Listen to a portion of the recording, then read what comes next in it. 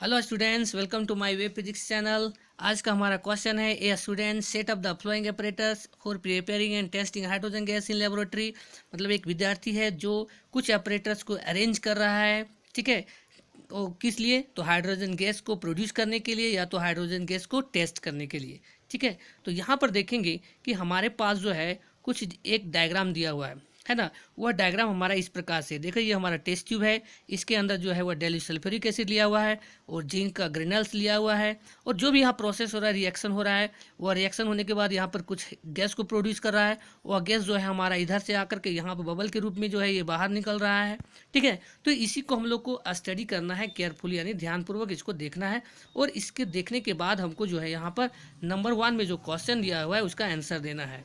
What is the chemical reaction between zinc and sulphuric acid. पहला question हमारा है कि यहाँ पर जो रिएक्शन हो रहा है जिंक और सल्फ्यूरिक एसिड के बीच में, उसको हमको यहाँ पर दिखाना है। तो ध्यान रखेंगे कि जिंक और जो जिंक और जो और सल्फ्यूरिक एसिड के साथ जो रिएक्शन हो रहा है उसका हमारा इक्वेशन इस प्रकार से होगा।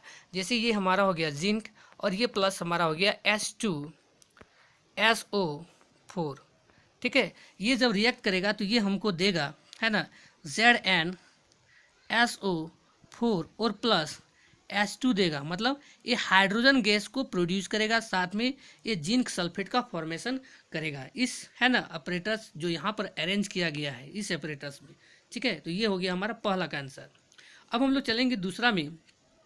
दूसरा हमारा क्वेश्चन बोला है if you bring a burning candle near the soft bubble what will happens, describe giving chemical reaction. यहाँ पर बोल रहा है कि जो हमारा रिएक्शन यहाँ पर हुआ है ना, उस रिएक्शन के होने के बाद जो यहाँ पर हमारा गैस प्रोड्यूस हुआ, तो गैस प्रोड्यूस हमारा क्या हुआ, हाइड्रोजन गैस प्रोड्यूस हुआ, यहाँ पर H2 हुआ इसके अंदर। और यही जो गैस है वह हाइड्रोजन गैस हमारा इधर से आ रहा है, सॉफ्ट बबल से होते हुए एक बबल के रूप में क्या क्या रहा है, बाहर निकल रहा है। तो क्वेश्चन हमारा बोल रहा है कि इस बबल के पास जब हम बर्निंग जलते हुए कैंडल को ले जाएंगे तो यहाँ पर क्या होगा। तो ध्यान रखेंगे कि बर्निंग कैंडल को जब हम बबल के पास ले जाएंगे जो सॉफ्ट सॉल्यूशन से बाहर आ रहा है, ठीक है, तो यहाँ पर जो है वह पॉप साउंड प्रोड्यूस करते हुए जो है वह जलेगा, ठीक है। ये ध्यान रखना है यहाँ पर। लेकिन यहाँ पर बोला गया है कि उसके इक्वेशन को भी हमको दिखाना है। तो ध्यान रखेंगे कि ये जो हमारा दिखाता है ना, ये वाला, ये हमारा क्या है, हाइड्रोजन गैस है। तो यहाँ पर जो रिएक्शन बनेगा हमारा क्या बनेगा, H2 बनेगा, ठीक है। और प्लस जब हम कैंडल इसके पास ले जा रहे हैं तो वह ऑक्सीजन के साथ क्या कर रहा है, रिएक्ट कर रहा है। तो यहाँ पर हमारा O2 हो जाएगा। तो यहाँ पर जो हमको प्रोड्यूस करेगा वो हमारा प्रोड्यूस करेगा तुम्हारा क्या, H2O, है ना, यानी यहाँ पर जो है वह वाटर को प्रोड्यूस करेगा, ठीक है। जब इस इक्वेशन को हम इक्वल कर देंगे, इक्वल टू कर देंगे, है ना, तो यहाँ पर आ जाएगा हमारा 2H2 आ जाएगा, ठीक है। और यहाँ पर इस प्रकार से इक्वल हो जाएगा। इसका मतलब हाइड्रोजन जो गैस यहाँ पर हमारा प्रोड्यूस हो रहा था वह जलते हुए कैंडल को जब इसके पास ले जा रहे हैं तो यहाँ पर ऑक्सीजन उस हाइड्रोजन गैस के साथ रिएक्ट कर रहा है और यहाँ पर हमको वाटर का फॉर्मेशन दे रहा है, ठीक है। तो यहाँ पर इसका जो 2 नंबर का हमारा इक्वेशन बनेगा वह इक्वेशन हमारा ये वाला हो जाएगा, ठीक है। तो ये हो गया हमारा 2 का आंसर। आगे हम लोग देखते हैं क्वेश्चन नंबर 3 में हमारा दिया हुआ है if copper turning are taken in place of zinc what will be observe. तो यहाँ पर हमारा बोल रहा है कि जो अरेंजमेंट यहाँ पर हमारा किया गया था इस डायग्राम में, तो जो हमारा यहाँ पे जिंक लिया गया था, इस जिंक को हटा करके अब इसके जगह हमको क्या करना है, कॉपर का यूज़ करना है, ठीक है। तो यहाँ पर हम ध्यान रखेंगे कि जिंक के प्लेस में हम लोग यानी जिंक को हटा करके जब हम यहाँ पर कॉपर को लेंगे तो यहाँ पर हमारा जो रिएक्शन होगा वह कोई रिएक्शन नहीं होगा। तो 3 नंबर का जो हमारा आंसर हो जाएगा वह हो जाएगा नो रिएक्शन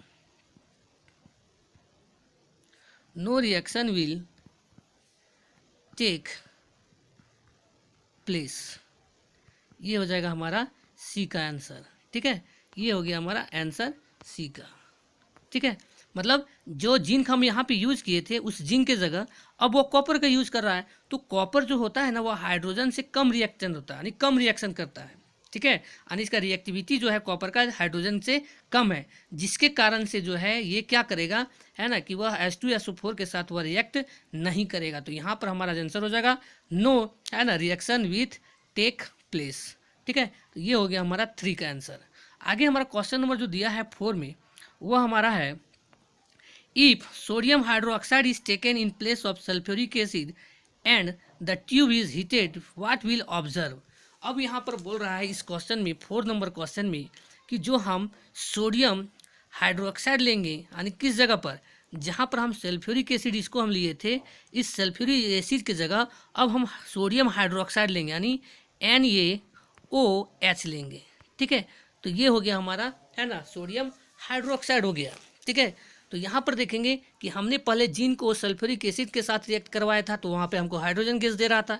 तो यहाँ पर अब हम क्या करेंगे, जिंक को जो है वह सोडियम हाइड्रोक्साइड के साथ रिएक्ट करेंगे, है ना, जैसे यहाँ पे हो जाएगा हमारा NaOH, ये हो गया हमारा सोडियम हाइड्रोक्साइड का फार्मूला। ठीक है, तो यहाँ पर जब ये जिंक के साथ रिएक्ट करेगा तो ये हमको प्रोड्यूस करेगा, ध्यान रखेंगे, Na2ZNO2 को ये प्रोड्यूस करेगा। ठीक है ना, और प्लस यहाँ पर क्या करेगा कि H2 यानी हाइड्रोजन गैस को ये प्रोड्यूस करेगा। समझ में आ रहा ना, तो यहाँ पर हमारा हो जाएगा, है ना, जब इसको हम इक्वेशन को इक्वल टू करेंगे तो यहाँ पर हमारा आ जाएगा 2। ठीक है, तो ध्यान रखेंगे कि जिंक को जब हम सोडियम हाइड्रोक्साइड के साथ जब रिएक्ट कराएंगे, है ना, यानी सल्फ्यूरिक एसिड को हटा करके सल्फ्यूरिक एसिड की जगह हम क्या ले लिए हैं, सोडियम हाइड्रोक्साइड ले लिए हैं, जिंक हमारा वही जिंक ही है। तो जब ये दोनों को आपस में हम रिएक्ट कराएंगे तो उस कंडीशन में भी हमको जो है वह क्या देगा, हाइड्रोजन गैस को ही प्रोड्यूस करेगा। तो यहाँ पर हम कह सकते हैं कि सोडियम हाइड्रोक्साइड को, है ना, यानी सल्फ्यूरिक के एसिड के जगह पर रिप्लेस कर देते हैं तो भी वह हम रिएक्शन जो है वह हमारा हाइड्रोजन गैस को प्रोड्यूस करता है। ठीक है, अगर मेरा वीडियो आपको पसंद आए तो प्लीज़ इसको सब्सक्राइब कीजिएगा ताकि हम आगे और वीडियो को अपडेट कर सकें। Thank you all of you.